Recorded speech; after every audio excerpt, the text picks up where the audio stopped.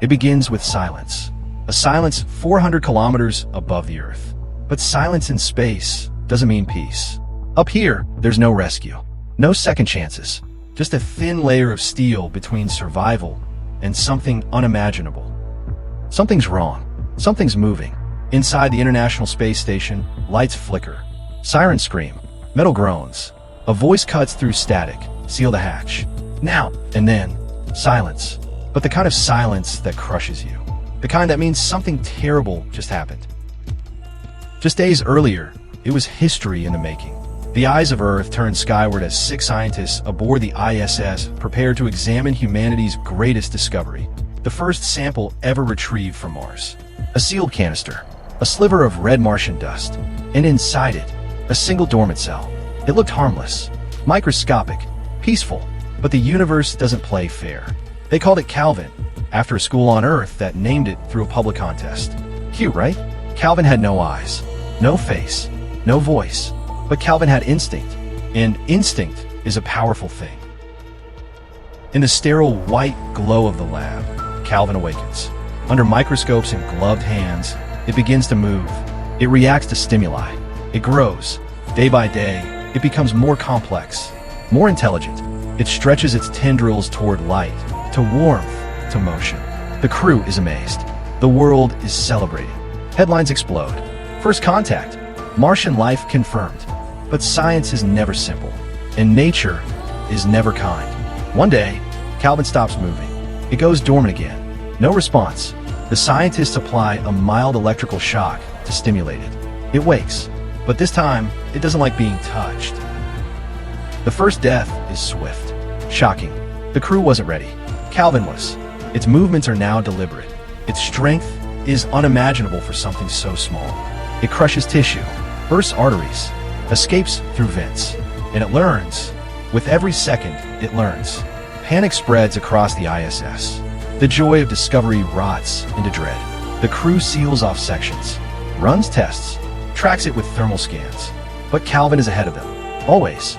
It knows the layout now, the doors, the systems, the patterns.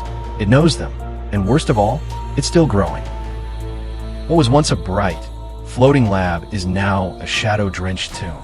Calvin stalks the crew, slipping through darkness, wrapping around wires, sensors, ductwork. One by one, team members disappear. Screams echo. Airlocks hiss. Blood floats like red mist. Every system they designed to protect them, Calvin uses it against them. The fire suppression, a new hunting ground. Zero gravity, a tactical advantage. The escape pods, nowhere near safe enough. They try to kill it, electrocute it, freeze it, burn it. But Calvin is beyond survival. It adapts faster than they can plan. Each time they push it, it gets smarter, faster, meaner. It doesn't want revenge. It doesn't feel hate. It only wants one thing, to live. The crew is unraveling, sleep-deprived, starving, suffocating. They argue, they fight, they beg. They try to contact Earth. No response. One of them suggests destroying the whole station. Another suggests luring Calvin into an escape module and launching it into deep space.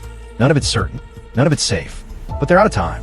Oxygen is depleting, systems are failing, and Earth, still rotating silently below, completely unaware. If Calvin gets out, if it reaches the surface, it's over. They make a plan, their last one, a high-stakes maneuver that could save the planet or doom it. They draw straws, set timers, bait the trap, and then everything goes wrong. You hear metal snapping, screaming, a final breath, and then silence. Again. But this time, it's not the kind of silence that comes from peace. It's the kind that leaves a question.